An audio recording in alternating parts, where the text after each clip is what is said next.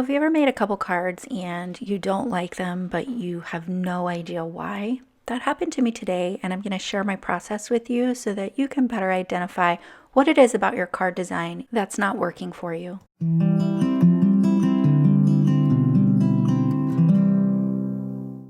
Hey guys, it's Amber. Welcome to another Color Connection episode. This month's Alta New Challenge is a year in review, so you can choose any of the color schemes. I'll be using the January 2020 color scheme today. There's a link to the Inspiration Challenge in the description below. While you're there, be sure to like and subscribe. My idea today was to create some two-tone flowers with the purple color and the orange color from the color scheme. And one of my go-to sets is Ruffled flowers for this. You can really layer up two colors pretty easily with this particular stamp set. Here you can see some examples that I have from a previous project. So I'll start off by stamping the outline layer with Obsidian Pigment Ink. This is my go-to ink anytime I want a black outline, so long as I'm not using alcohol ink markers, but I love this for watercolor, layer stamping, and everything else. So I'll go ahead and stamp this, and I'm using 4 1/4 by 5 1/2 Nina Classic Crust Solar White cardstock here, and this is the 80-pound version. And you'll see that this just stamps beautifully. For the second layer, I've gone ahead and lined it up, and I'll stamp this in Chamomile Crisp Dye Ink, and this is from the Golden Sunset family. Now these stamps layer up really easily. Basically the outline of the stamps will follow the outline image, and you'll see that when I stamp this. So it's super easy to line these up. Of course, you want to refer to your layering guide on the back of the packaging. For the second layer, I'm going to use Magenta Crisp Dye Ink, and take a look at how purple this looks right now. But of course, when you stamp this over the kind of yellow orangish color, it's going to turn a burgundy type color.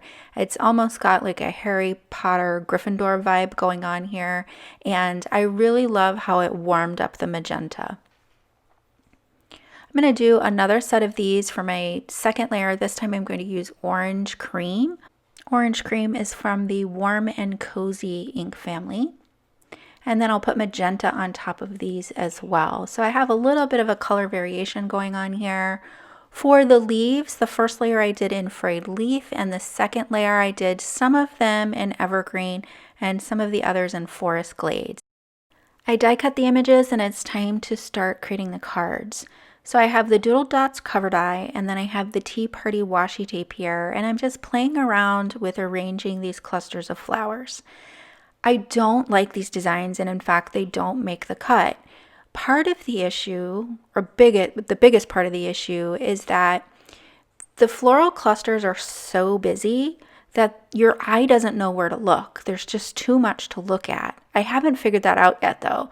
So I'm switching out the green background for white.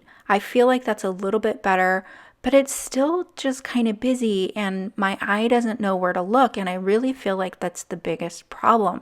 I need a better focal point on these cards. Now this design I actually really like. Your eye knows exactly where to go. You've got the two strips, the vertical floral cluster. That looks really clean and nice, and it's not cluttered. So this is a good design. I think this with a small sentiment to the side would be perfect, and you could just leave it at that. Maybe a couple enamel dots, but I decided to try something different. So I have the Mega Alphabet H die, the Nesting Frames die set, because I wanted to create that focal point, so I'm going to use this. And I have the Hello and Hugs stamp set. And so I've pulled out my jet black ink spray. If you don't have the jet black ink spray for your black splatter, you could also use black watercolor paint, or you can use the watercolor pencils to do your splatter. All of those are good options. But I wanted just a little bit of speckle on the background. So I have my floral clusters, and I'm just going to play around with arranging these again. And off camera, I stamped a sub-sentiment from the Hello and Hug stamp set onto my nesting die cut there. So I'm just playing around with these, and then I'm going to create a focal point in the center with this die cut and a word die. Black creates a ton of contrast, especially if you have a lot of white space on your card. So I've cut the Watercolor Hello dye from black cardstock, and I've added that to the center of my die cut. I'm just going to trim off a couple of these leaf clusters just because I feel like I need a little bit more greenery down there at the bottom. I'm going to go ahead and glue these down, but I will pop up some of the elements. So I'll glue down kind of like the inner base of these floral clusters, and then I'll leave the ends free so I can pop some foam squares underneath the leaves and flowers that are closer to the edges of the card. So here you can see I'm just adding a little bit of extra greenery just to break up some of that color. For the second card, I did opt for the white on white background because I felt like that was less distracting, and I've kind of weaved these floral images in and out of the H dye. So again, that high contrast black is going to immediately add that focal point to the center of my card.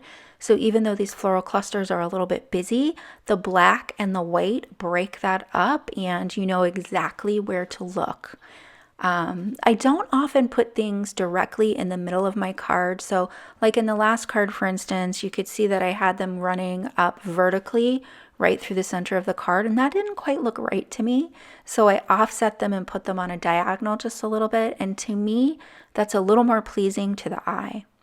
I think it creates a little bit more flow. We typically read left to right, so when I angle something, I usually put it on a diagonal from the left to the right. Although it may not look like it in this video, I really struggled with these cards today, and a big part of that was normally my flowers are my focal point.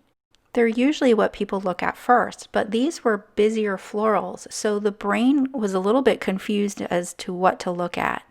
So that focal point, the high contrast black or a lot of white space, really helps you to zero in on that focal point and have a place to look. Basically, it organizes the chaos that your brain is trying to process. If you learned something from this video today, please hit the like and subscribe button down below and let me know what you think in the comments. Thanks so much for joining me, and I'll see you soon with more inspiration. Hello there! Are you still looking for project ideas and card making inspirations? Well, if you are, look no further. We have tons here at the Alternate YouTube channel. You can also subscribe and hit the notification bell so you don't miss out on any videos that we do upload. To help keep your creative juices flowing, we have a couple more videos that you can watch here too. Thank you so much for watching, and we'll see you again really, really soon. Bye-bye.